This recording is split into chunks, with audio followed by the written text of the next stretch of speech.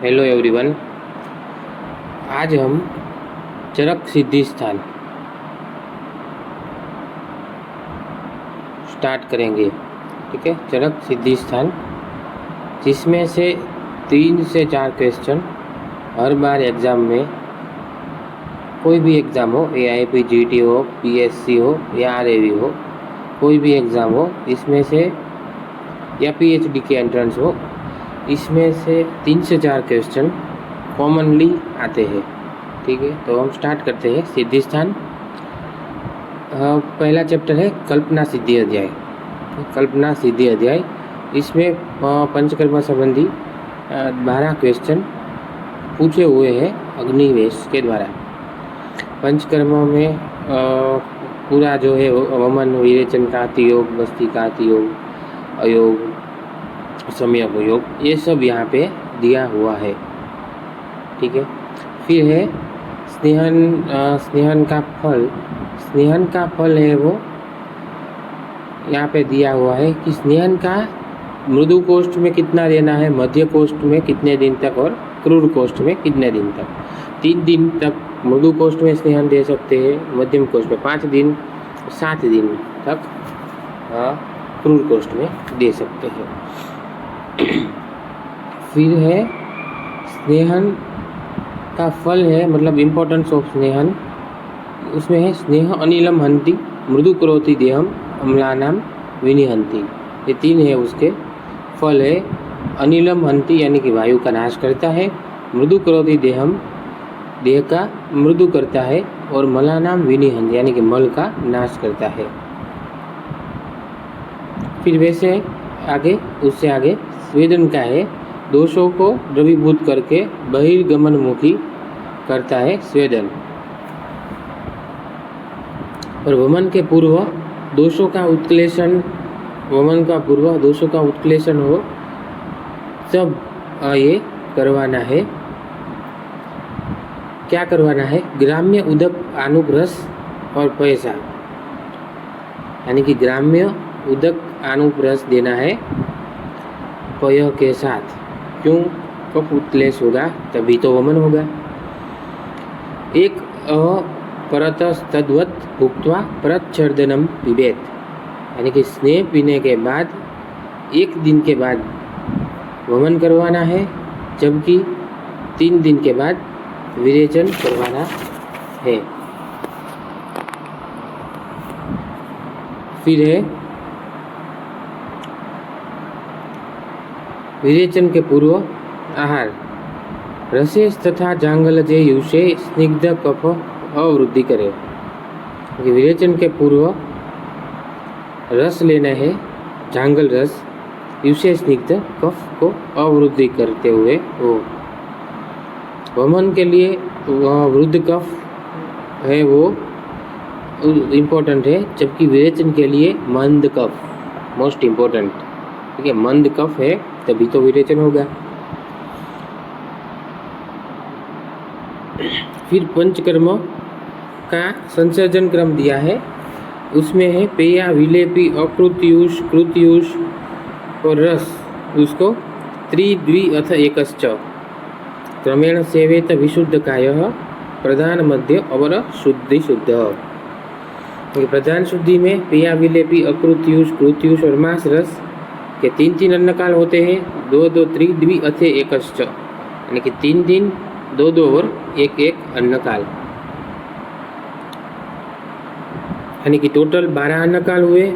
अगर प्रवर शुद्धि होगी, अगर मध्यम शुद्धि होगी तो 8 अन्नकाल हुए, और अगर अवर शुद्धि होगी तो 4 अन्नकाल हुए।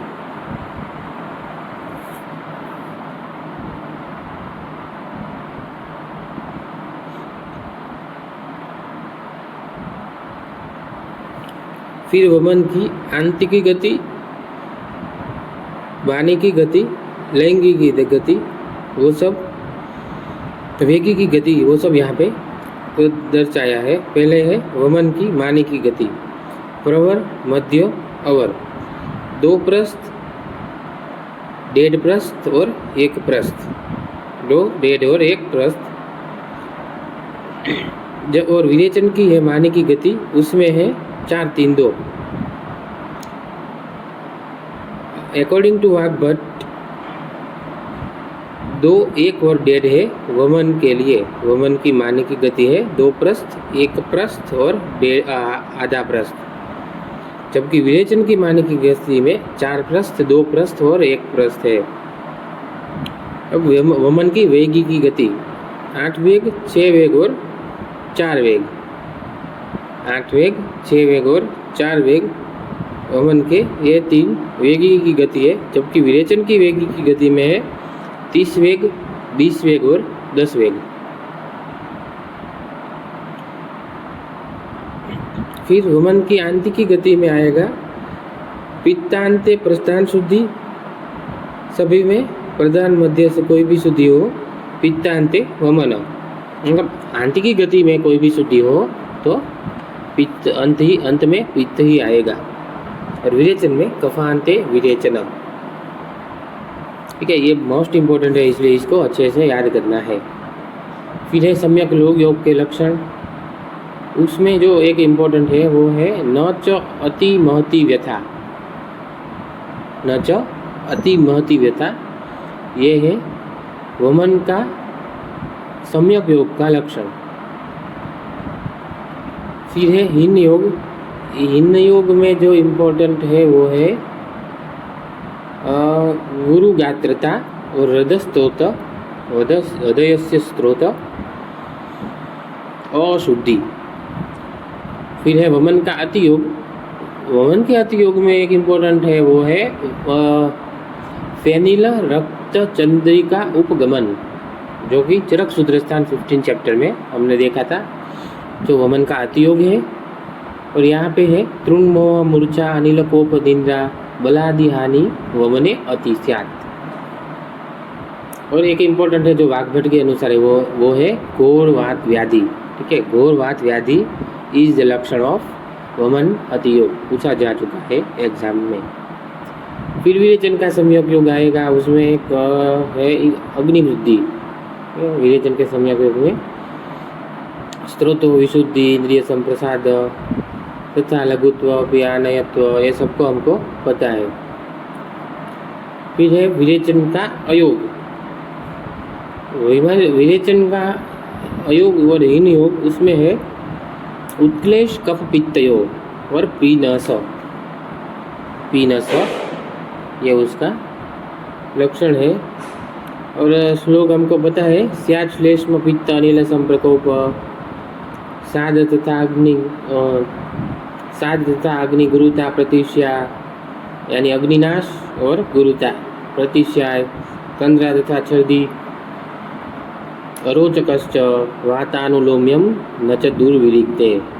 ये सब है विरेचन के हीन योग। फिर विरेचन के अति योग। विरेचन के अति योग में है वो है मांस उदक सदृश रक्त, मांस उदक सदृश रक्त और नेत्र प्रवेश। मांसोदक सदृश रक्त और नेत्र प्रवेश।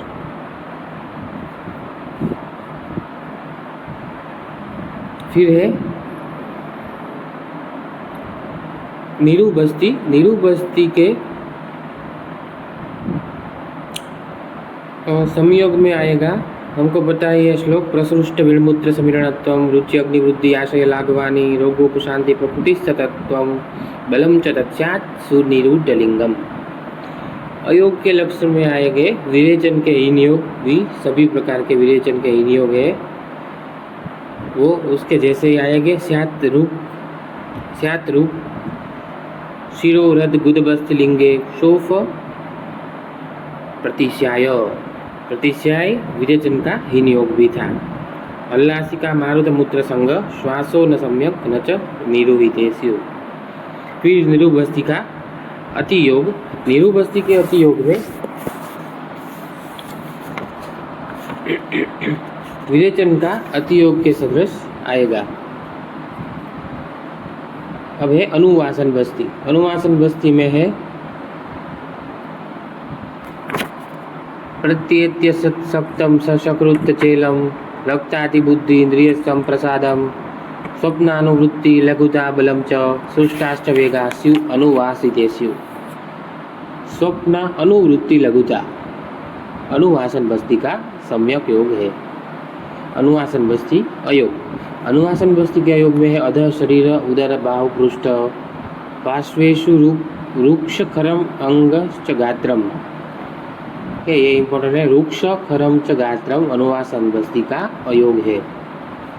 फिर अनुवासन बस्ती का अति योग है। वो अति योग है वो है विकर्तिका।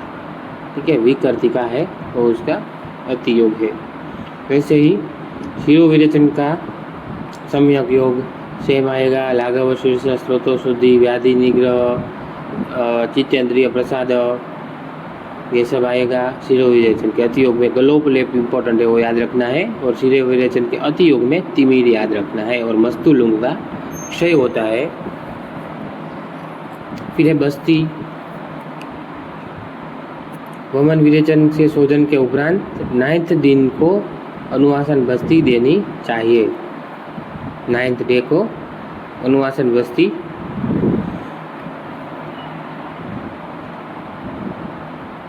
देनी चाहिए।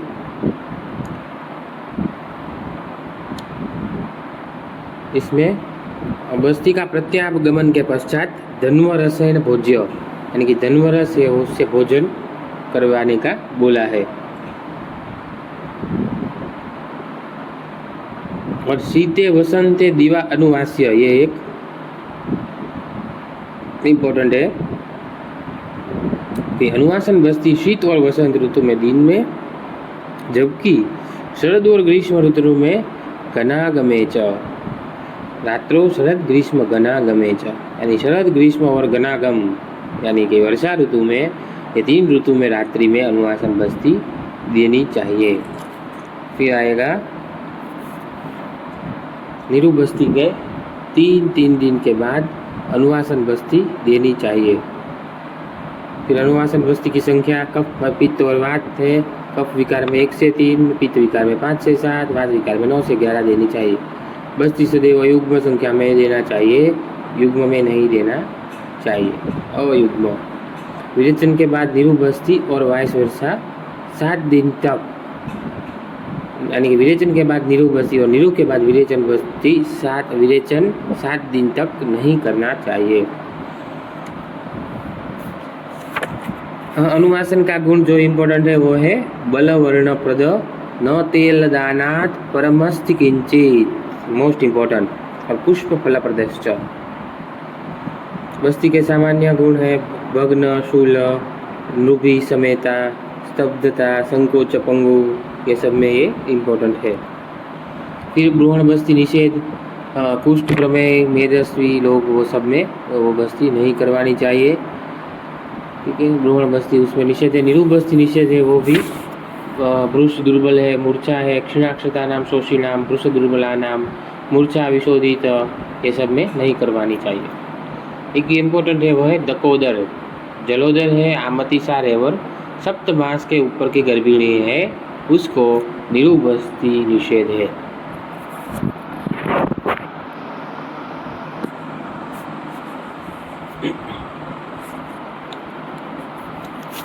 फिर है बस्ती की प्रधानता शाखागता, कोष्ठगताश्च रोगा, मर्मोर्ध्व सर्वांग अवयवाजाश्च ये सन्ति तेषां न हि कश्चित् अन्यो वायोः परं जन्मनि हेतुरस्ति। वीळ्मूत्र पित्तादि मलाशयानां विक्षेप संघातकरं स यस्मात् तस्य अतिवृद्धस्य शमाय न अन्यत् बस्ती विना न अन्यत बस्ती विना भेषजमस्ति किंचित, यानी कि बस्ती के अलावा और कोई भी ट्रीटमेंट नहीं है। और एक आगे श्लोक है वो है तस्य अतिवृद्धस्य शमाय नान्यत बस्ती विना भेषजमस्ति किंचित। और आगे का श्लोक है कि तस्मात् चिकित्सम अर्धम इति ब्रुवन्ति सर्वा चिकित्सा अपि बस्ती के, यानी कि इसको हम अर्ध चिकित्सा भी कहते हैं और कोई लोग तो उसे सर्व चिकित्सा अपि बस्ती रे के, कोई उसको यानी वाग्भट उसको पूर्ण चिकित्सा भी कहते हैं। फिर है उसके लिए बोला है कि क्षीणम शुक्रम वाजी करोति, कृशम बृहति, स्थूलम कर्षयति। चक्षु यानी कि क्रुश को ग्रहण करता है और स्थूलकाकर्षण भी करता है, वो ही एकमात्र बस्ती है। शरीर उपचयम बलवर्णम आरोग्यम आयुष, ठीक है, बस्ती वाते च पित्ते च कफे रक्ते च शस्यते संसर्गे सन्निपाते च बस्ती देव हितम सदा। और अनुवासन बस्ती का प्रत्यागमन काल 3 याम है, जबकि आस्थापन का 48 मिनट, ये याद रखना है। फिर कर्म काल और योग बस्ती का बताया है।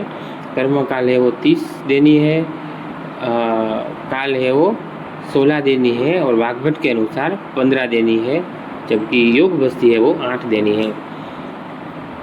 कोई भी बस्ती हो, पहली और लास्ट वाली है वो सदा अनुवासनी रहती है, बीच में हस्तापन और अनुवासन देते हैं। 1 + 12 + 1 + 12 + 12 + 5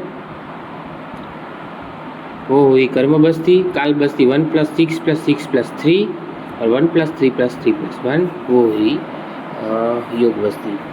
फिर शिरोविरेचन के बारे में बोला है, प्रबल दोष में 3, मध्यम में 2 और अल्प दोष में 1 बार शिरोविरेचन करवाना है। फिर शिरोविरेचन का परिहार बोला है, सुश्रुत ने 1 मास बोला है, या फिर बल प्राप्त होने तक बोला है सुश्रुत ने, और चरक ने बोला है द्विपरिहार काल, यानी कि पंचकर्म जितना कर्म कराए उससे डबल टाइम तक ये करवाना है परिहार काल। फिर आगे आएगा बस्ती किस कारण से अंदर न जाने का कारण है। बस्ती बद्धे प्रणीते विषम हर्ष और कफ विड अविबद्धे, और ये दोनों इम्पोर्टेंट है। और दूसरा है शीघ्र कब लौट आती है, अति उष्ण हो अगर, तीक्ष्ण हो, मृदु कोष्ठ हो और वर्च अनिल मूत्र वेगे, वाते अति विरुद्धे अल्प बले गुदे। एक ये रीजन के कारण बस्ती शीघ्र ही लौट आती है। और देर से बस्ती निकलने के कारण 3 है, दोष आवृत, अल्प और अल्पवीर्य। बस्ती बाहर न निकले तो मेद और कफ अधिक्य से शूल अंग प्रसुप्ति होती है, श्वेतु उत्पत्ति, ये सब होता है। ये हुआ चैप्टर नंबर 1, ठीक है। बस कल्पना सिद्धि अध्याय। अब जाते हैं चैप्टर नंबर 2 पे, जिसका नाम है पंचकर्मीय अध्याय। पंचकर्मीय सिद्धि अध्याय है, उसमें जो इम्पोर्टेंट है वो है, पहला है वाम्य, विरेच्य, अनर्ह और अर्ह, यानी कि इंडिकेशन और कॉन्ट्रा इंडिकेशन क्लियर कट यहाँ पे दिए हुए हैं। और ये इसमें से एक क्वेश्चन कॉमनली पूछा जा सकता है और हर बार पूछा जाता है। इसमें है वमन अनर्ह और वमन अर्ह, मतलब किसको वमन देना है और किसको नहीं देना है।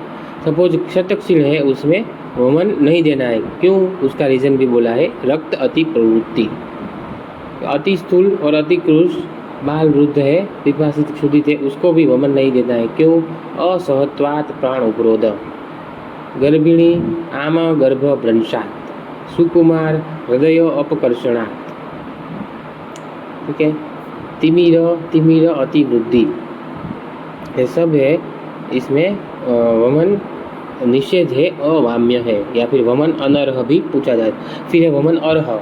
वमन अर्ह किस में वमन देना चाहिए, नवज्वर है, अरुचि है, स्तन्य दृष्टि है, अर्श है, अरुचि, विसुचिका है, अधिजीवा है, ये सब में वमन करवाना चाहिए। फिर है विरेचन अनर्ह। विरेचन किस में नहीं करना चाहिए, सुभग है, क्षतगुद है, मुक्तनाल है, अधोग रक्तपित्त है, ठीक है, अधोग रक्तपित्त और मुक्तनाल, इसमें विरेचन निषेध है। और अल्पअग्नि है, अल्पअग्नि और निरूढ़ है, जिसको निरूढ़ दिया हुआ है, उसको अगर हम विरेचन करवाए तो क्या होगा, औषध वेगम न सहरेन। फिर है अति रूक्ष है, अगर अति रूक्ष व्यक्ति में हम वमन करवा देते हैं तो क्या होता है, अंग प्रग्रह, ठीक है, अंग प्रग्रह याद रखना है। विरेचन अर्ह से में, विरेचन अर्ह में आएगा ज्वर, अर्श, छर्दी, ब्रद्न, गर, गलगंड, नासास्त्राव और एक इम्पोर्टेंट है वो है स्तन्य दोष। अगर स्तन्य दृष्टि पूछे तो वमन वाम्य है, और अगर स्तन्य दोष पूछे तो विरेचन का इंडिकेशन है, विरेचन अर्ह है। अब आएगा वमन विरेचन दोनों के लिए अनर्ह है, वो है क्षतादीनाम गर्भिण्यान्ता निरोहिता, यानी कि जो क्षतक्षीण का है, क्षतक्षीण वाला है, गर्भिण्यान्ता निरोहिता। और वमन विरेचन अर्ह है वो है प्रमेय कुष्ठ उन्माद अपस्मार पांडु।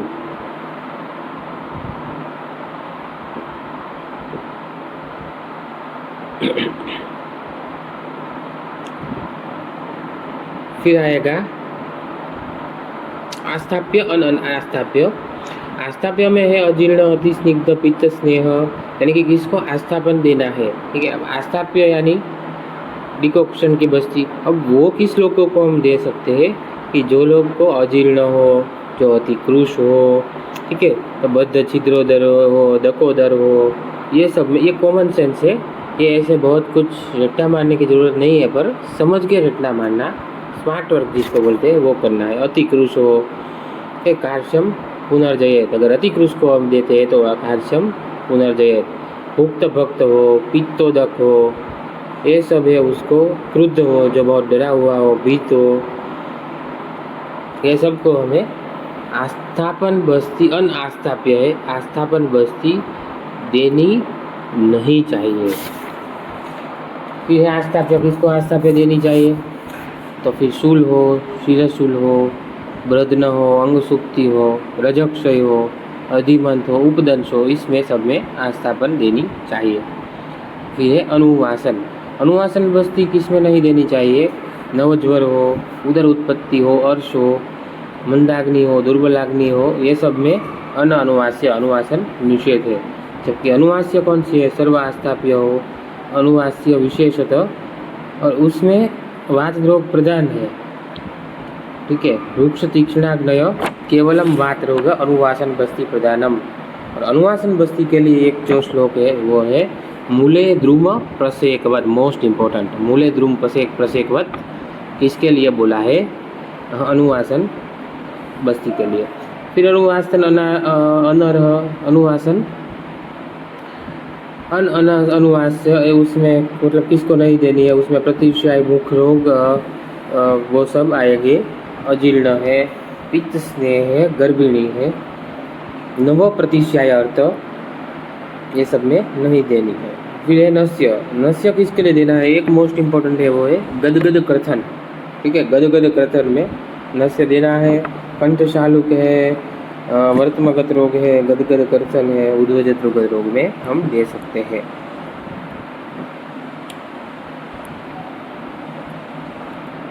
फिर आएगा नस्य का काल।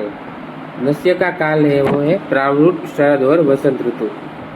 एक प्रावृत शरद और वसंत ऋतु में नस्य देना है, ठीक है। ग्रीष्म ऋतु में पूर्वाह्न में देना है, शीत में मध्याह्न में देना है, और वर्षा ऋतु में दुर्दिन में नस्य देना है। और उसकी सीमा है वो 1 सप्ताह तक हम नस्य करवा सकते हैं। कफज रोग में प्रातः काल में, पित्त में मध्याह्न में, और सायं काल में वात रोग में दे सकते हैं नस्य, ठीक है। ये चैप्टर में, दूसरे चैप्टर में पंचकर्म सिद्धि में 28 नंबर श्लोक है वो बहुत इंपॉर्टेंट है, वो आप याद रखना। वो श्लोक है छर्दी हृदरोग बिल्वानाम क्रिया आवस्थिकी शुणु प्रमेहीनाम पुष्टिनाम च बस्ती कर्म एव च। ये सब में, वैसे तो ये सब में बस्ती कर्म निषेध है, मगर अगर आवश्यक चिकित्सा हो तो उसमें हम बस्ती कर सकते हैं, ठीक है। तो ये था चैप्टर नंबर 1 और चैप्टर नंबर 2, ठीक है। बस्ती के लिए पंचकर्मी सिद्धि अध्याय और कल्पना सिद्धि अध्याय, ठीक है। ये 2 चैप्टर अच्छे से कर लेना। नेक्स्ट लेक्चर में हम चैप्टर नंबर 3 से स्टार्ट करेंगे, जो है बस्ती सूत्रीय सिद्धि अध्याय। Okay, bye bye.